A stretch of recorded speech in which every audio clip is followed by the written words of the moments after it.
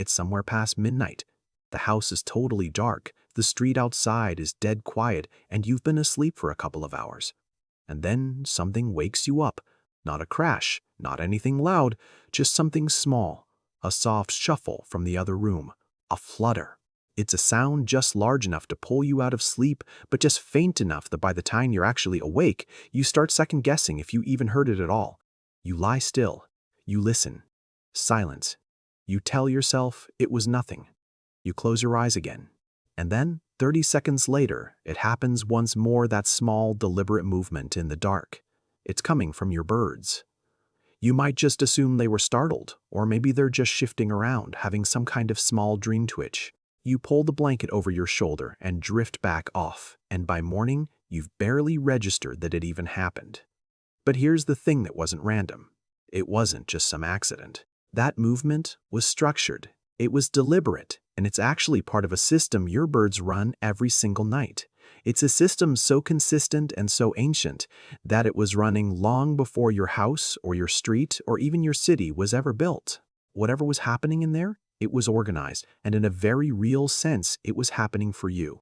Most people assume their birds just sleep through the night. I mean, sure, they know the birds move around or make a sound now and then, but the general idea is darkness equals sleep. The cage goes quiet, the cover goes on, and they're out until morning. That's the story we tell ourselves. It's simple, it's comfortable, and honestly, it's pretty much wrong. Birds don't just sleep, they cycle. And within those cycles, certain birds in a group aren't actually asleep at all. They're working. They're in a state of high alert awareness while everyone else is in deep rest. This isn't occasional, and it isn't random. It's a rotation, a schedule. It's a biological protocol so hardwired into their brains that it keeps running, whether they're in a rainforest canopy or a cage in your living room. Most people don't realize that the little sounds they hear from their birds at night aren't accidental. They're the sound of a sentry system doing exactly what it was built to do. Once you actually understand how this system works, what they're responding to, and the role you play in it, you'll never listen to those midnight sounds the same way again. Here's why this matters beyond just being interesting. Birds living with humans are in a really strange situation. They're prey animals wired for collective survival, but they're living in an environment with no predators, no canopy, and no giant flock. They just have a cage, a room, and a human who follows a schedule they've spent months mapping out. That sentinel behavior they run at night, it's not some leftover habit, it's active. And understanding it tells you something really important about how your bird sees its relationship with you. If you find that kind of hidden intelligence compelling that way, a normal moment turns out to be way more sophisticated than it looks. Stay with me. Because the night is when that intelligence is actually visible, and most people just sleep straight through it. Start with this. Birds don't sleep like we do. Human sleep is pretty steady. You move through light sleep, deep sleep, and REM. Bird sleep is way more fragmented and flexible. Different parts of their brain can actually be in different states at the same time. One side of the brain can rest while the other stays partially awake. In a social group, they cycle through these states so that at any given hour, at least one member of the group is on the clock.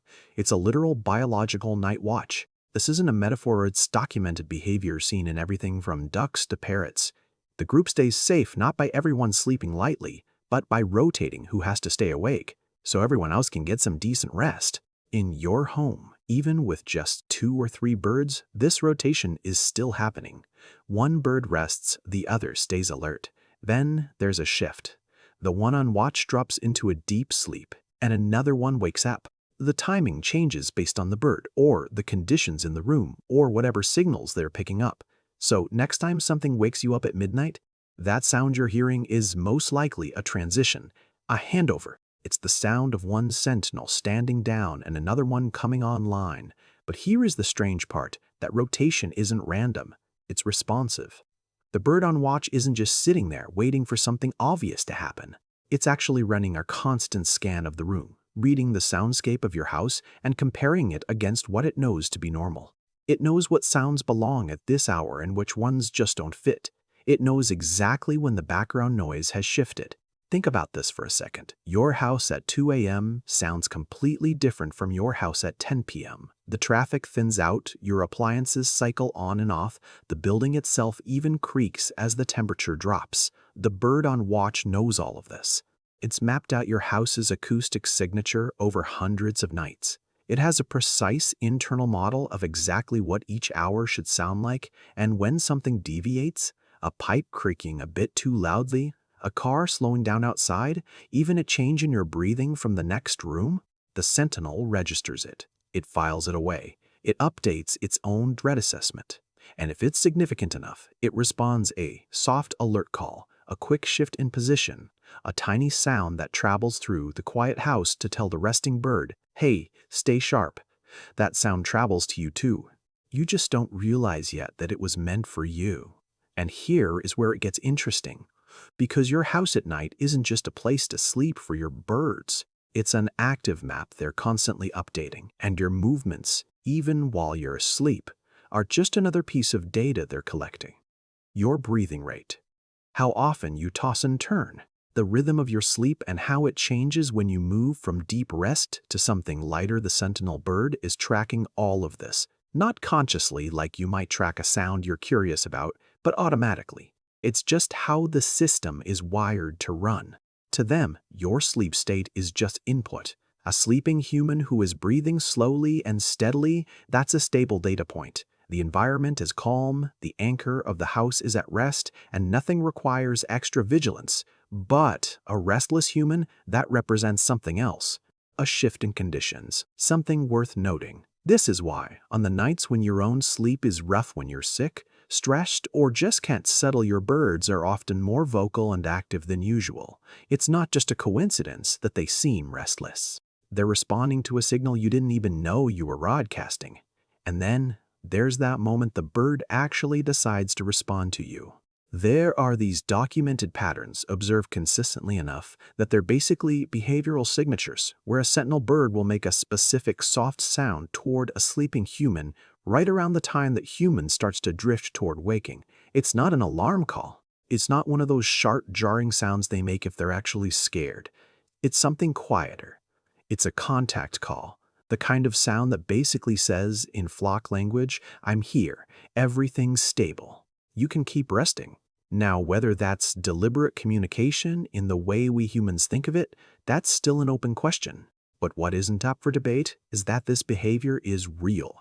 It's totally different from their other nighttime noises, and it matches up with human sleep cycles in a way that's just too consistent to be a coincidence.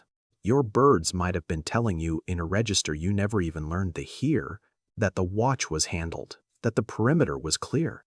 You didn't need to wake up because they'd already checked. Think about what that builds to. You've been living inside a security system you didn't design and didn't even know was running. Every night, all the years you've had these birds, they've been running a sentinel rotation. It's calibrated to the specific sounds of your home. It's responsive to your sleep patterns, and it's oriented in whatever way their little brains allow toward your safety, as much as their own. The flock they're protecting, it includes you. You were integrated into that protective bubble the second you became the central human in their environment. You aren't just the person who fills the food bowl. In their operational map of the night, you are a flock member. You're just the large, slow, sleepy one who really needs someone to watch over them. Go back to those nights. That moment of half-waking, the small sound from the other room, the flutter you couldn't identify before you drifted back under. Now you know what that was. A handover. A sentinel finishing its watch. It's the quiet, persistent operation of a system that's been running every single night without you knowing, something older than any house you've ever slept in. Older than the relationship between humans and birds, just doing what it's built to do. The next time you hear it, you don't have to lie there wide awake. You can just go back to sleep. The watch is being kept. Here's what I want to know. Have you ever been woken by your birds at a specific time of night, over and over again? Like the same hour, the same sound, multiple times? Because I really think that pattern is more common than people realize, and I think it means something specific. Tell me what you've heard in the comments. I'm genuinely curious to know what time the sentinels are active in your house.